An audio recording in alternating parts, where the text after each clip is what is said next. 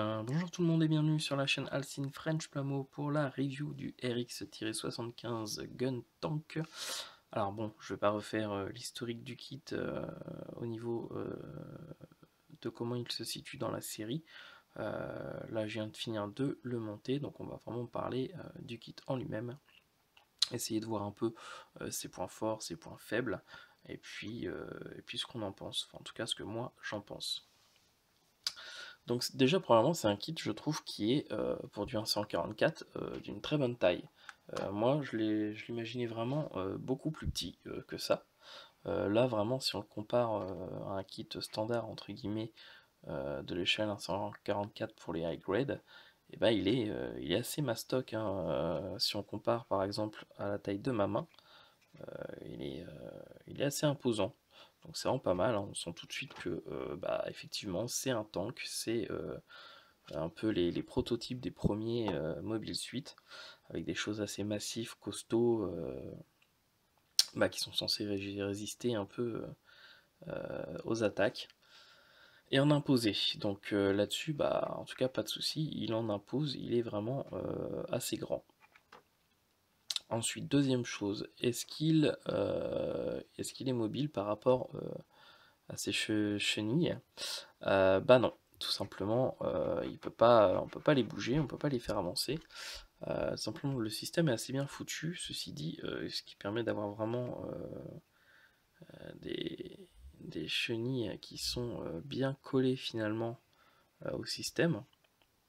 En fait, vous en avez un ici qui a un creux avec une partie du coup de la chenille qui s'enfonce dedans, et l'autre partie en fait vient s'enfoncer à l'intérieur. Alors, je ne sais pas si on le voit d'ici. Oui, voilà, c'est celui-là. Donc à ce niveau-là, vous avez une partie là qui s'enfonce dans la, je sais pas comment on appelle ça, bah, dans la roue hein, finalement du char, et l'autre côté vient s'enfoncer dans cette partie-là, ce qui fait que c'est fixe, ça ne se voit pas, quasiment pas. Franchement, il faut vraiment le savoir pour le repérer. Une fois peint, je pense que ça ne se voit plus du tout.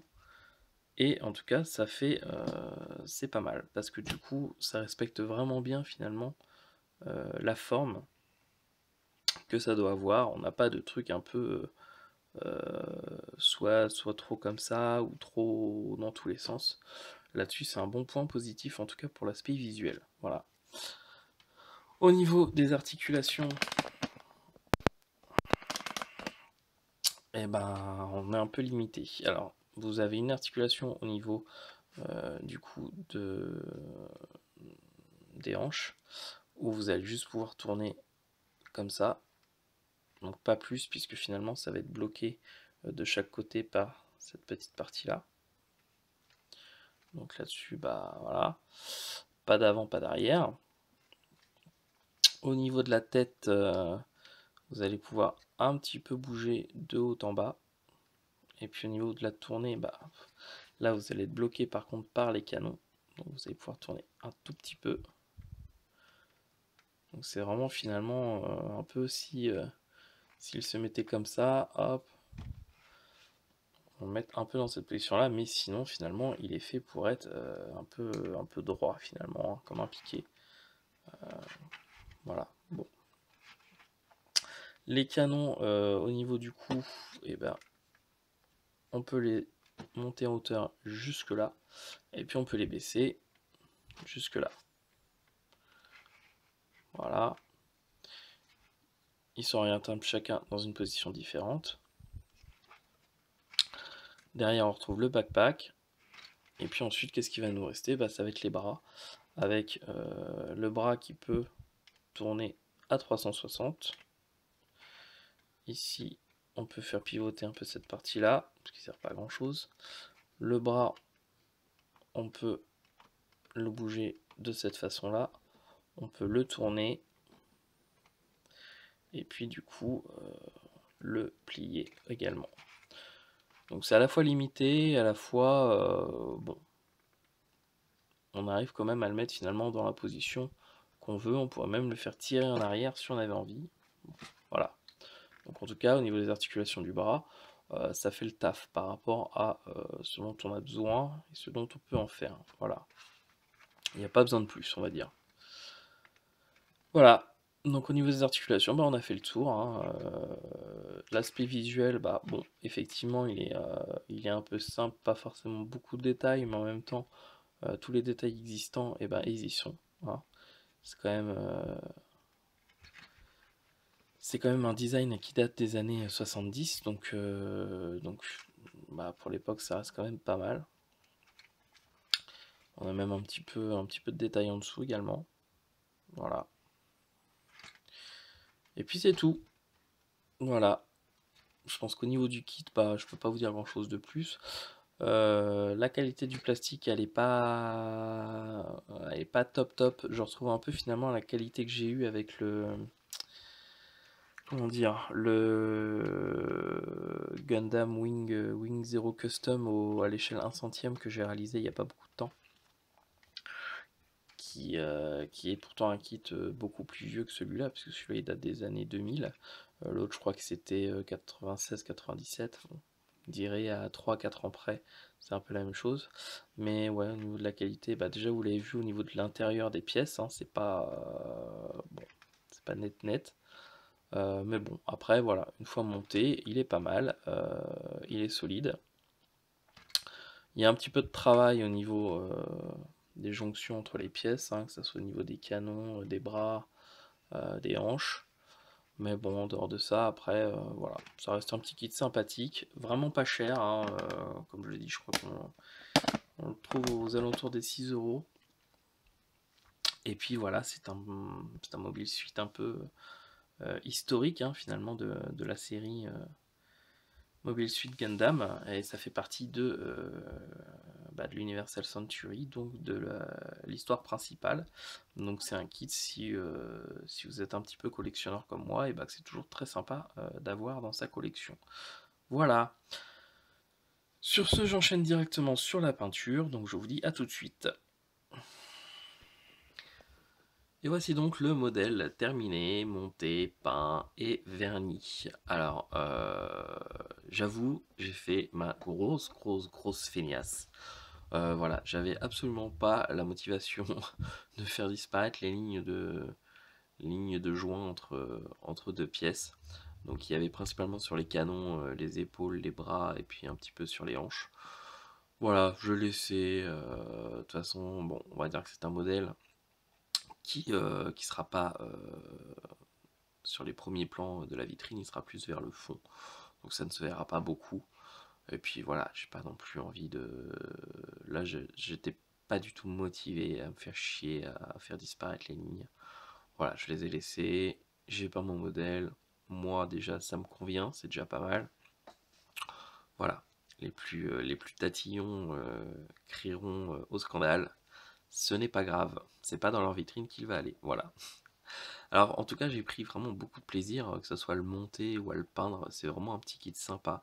Il est pas très long à faire, donc c'est vraiment l'idéal quand on n'a pas forcément beaucoup de temps et qu'on a envie de se faire plaisir avec un joli kit, parce franchement, je le trouve assez joli. Euh, Il n'y a pas pléthore de détails, mais il y a exactement ce qu'il faut là où il faut.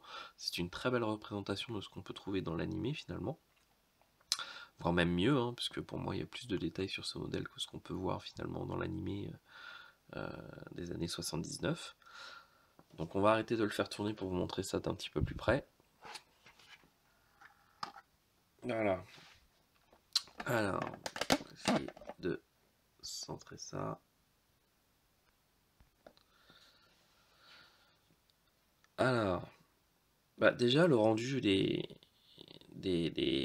chenilles, chevilles, je ne sais toujours pas, je ne sais pas pourquoi je bloque totalement sur ce mot, des chenilles. Le rendu est vraiment assez joli, je trouve. Moi j'aime bien.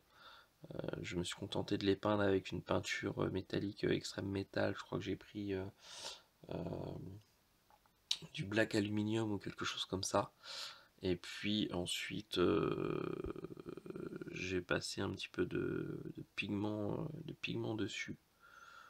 J'ai fait à peu près pareil pour l'intérieur finalement des roues. Ça donne un rendu assez sympa. Et puis je voulais une teinte différente pour les chenilles que pour les bras et les canons. Du coup, je suis assez satisfait. Le reste, j'ai mis exactement les couleurs qui étaient indiquées sur la notice. Hein, je les ai traduites et puis du coup, ça correspond bien. Un petit peu d'ombrage, un petit peu d'éclaircissement, et puis voilà, j'ai mis un petit peu de pigment sur le bout des canons, que ce soit au niveau des bras ou les canons qu'il a au niveau des épaules. Également un peu sur le backpack. Ça donne un effet que j'aime assez. Alors évidemment en gros plan, on voit très très bien les lignes que je n'ai pas voulu faire.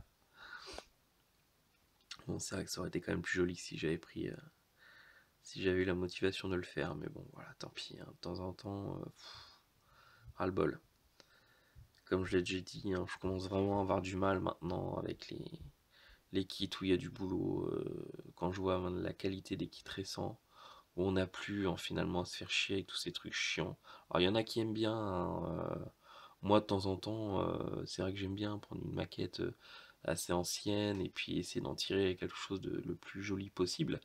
Mais en ce moment, voilà, c'est quelque chose qui m'emmerde totalement. J'ai juste envie de prendre mon kit, de le monter et tout de suite de pouvoir le peindre sans avoir à me faire chier à mettre, à coller ou à mettre du mastic, etc. Voilà. Comme dirait Yvan West Laurence, les anciens kits ça se mérite. Oui, ça se mérite, mais en ce moment, franchement, je suis pas motivé du tout. Voilà. Au niveau des canons aussi, ça se voit, c'est pas très très beau. Mais voilà, tant pis, c'est pas grave, hein, c'est un kit à 5 € non plus, c'est pas un master grade. Et puis au niveau du pilote, j'ai essayé de faire ce que je pouvais. Sachant que lui par contre il est un peu cubique, hein, il n'y a pas beaucoup de détails. Donc j'ai essayé de faire quelque chose de correct. Bon voilà, ça rend pas trop mal. Et puis voilà, hein. C'est tout ce que je peux vous dire sur ce kit en tout cas, qui est sympa, que je recommande évidemment. Ne serait-ce que pour le côté un peu emblématique des premiers Mobile Suit qu'on peut voir dans la série Mobile Suit Gundam de 79. Et puis parce que voilà, il est assez original, il change un peu finalement des mechas un peu humanoïdes qu'on peut avoir. Là, sur un tank, c'est assez sympa. Voilà. J'espère que cette vidéo vous a plu, qu'elle vous aura donné pourquoi pas envie de vous procurer ce kit ou vous dire non finalement je m'attendais à autre chose, il ne me convient pas. Donc voilà, je vous dis à très bientôt pour une prochaine vidéo. Ciao, bye bye. Ah, et puis je vous remercie vraiment de vous être abonné. On est quasiment presque à 200 abonnés sur la chaîne. Moi personnellement je trouve ça énorme, même si c'est vrai comparé à des grosses chaînes c'est ridicule, mais moi franchement déjà je m'attendais pas quand j'ai fait la chaîne à avoir autant d'abonnés. Donc moi ça me convient parfaitement, j'en suis très content et je vous en remercie sincèrement. Voilà, ciao tout le monde.